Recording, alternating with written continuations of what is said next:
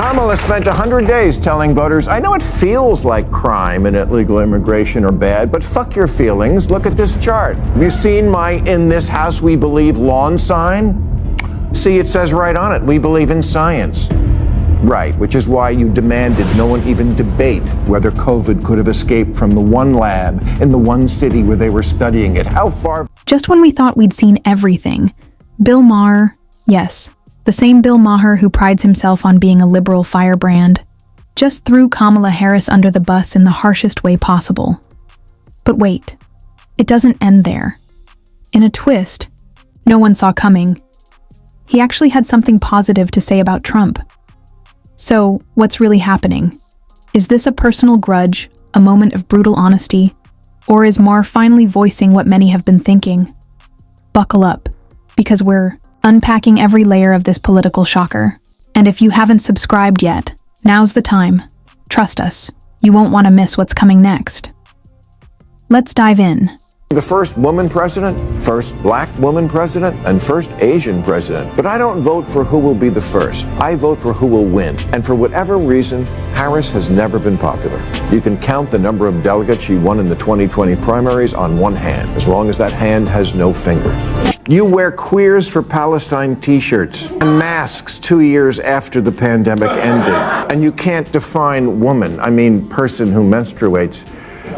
You're the teachers' union education party, and you've turned schools and colleges into a joke. Harris's campaign wasn't just unpopular. It was an outright disaster. Even her own party wanted nothing to do with her. But did that stop them from pushing her onto the national stage like the latest cringe TikTok trend? Not a chance. They paraded out Mindy Kaling, Meghan Markle, and Lizzo, hoping a little celebrity sparkle could fix what Harris couldn't. Winning over vote. Spoiler alert, it bombed. From awkward influencer collabs to forced dance moves, they tried everything. Bill Maher wasn't having it. Oh great, a VP with TikTok skills. Just what America needs, he mocked. And let's be real, blaming her failure on not enough campaign time? That's as flimsy as her approval ratings. The real issue? The Democratic agenda was a train wreck. Pushing overpriced EVs while turning a blind eye to mass shoplifting didn't exactly win hearts. Maher didn't just call out the circus. He exposed Harris's biggest flaw yet: sheer incompetence. Vice President, she's been quieter than an electric car. Sometimes life isn't fair. It's not fair that she's not popular. She's intelligent and accomplished, and in fact was put in charge of the border. And look at how... Okay, bad example. Unpopular? Sure. But Bill Maher's real problem with Kamala Harris? Pure incompetence. And honestly, who could disagree? She was handed one of the administration's biggest challenges, the border crisis, and treated it like a group project she wanted nothing to do with. When she finally showed up after months of pressure, it felt more like a PR stunt than real leadership. Her grand strategy, vague speeches, awkward diplomatic visits, and the now infamous "do not come" message to migrants. Spoiler, it failed spectacularly. Still not convinced? Just watch this clip. Maher didn't hold back, and neither are we.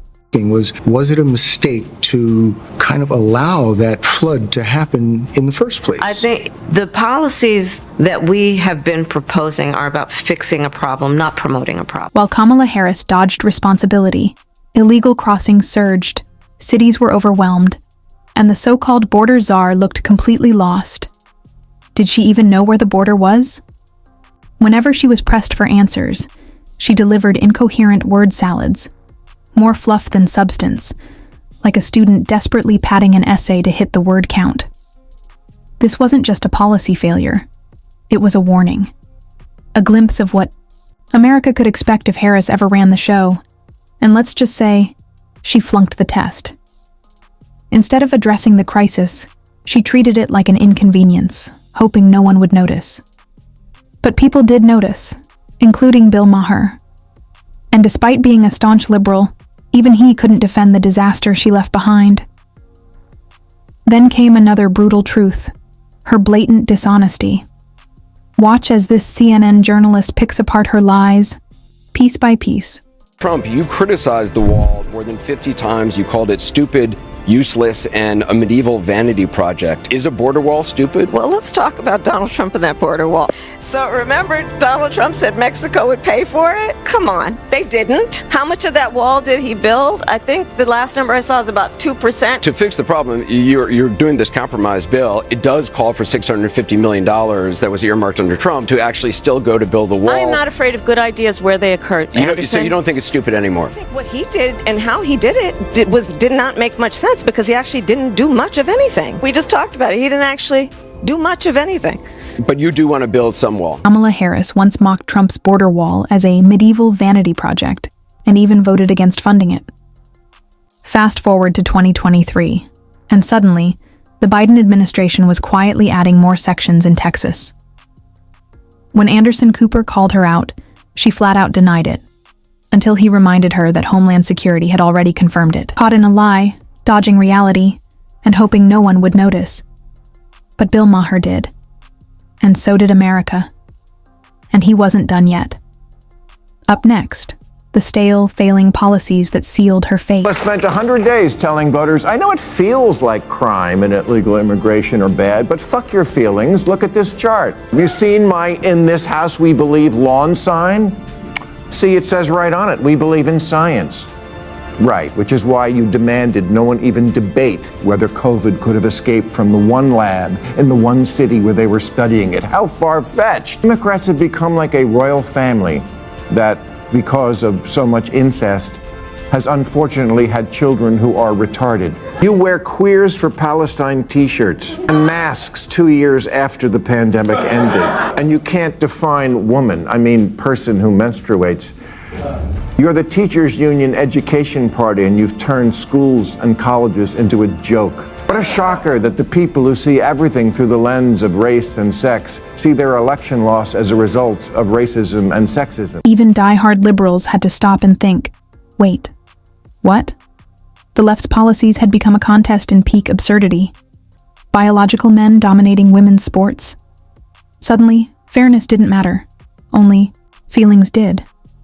Female athletes trained their entire lives, only to lose to competitors with a clear biological advantage. And if they dared to speak up, they were labeled bigots. Then came the Queers for Palestine paradox, LGBTQ activists rallying behind a cause that, well, doesn't exactly support them back.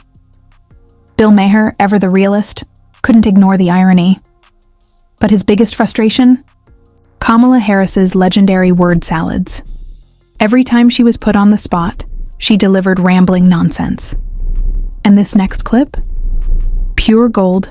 Very important, as you have heard from so many incredible leaders, for us at every moment in time, and certainly this one, to see the moment in time in which we exist and are present, and to be able to contextualize it, to understand where we exist in the history and in the moment as it relates not only to the past but the future. When pressed on policy, leadership, even basic geography, Kamala Harris crumbled, spewing gibberish like a glitching AI.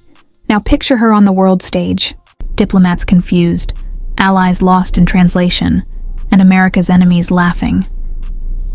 Bill Maher saw it too. If she buckled under mild pressure, how would she handle a real crisis?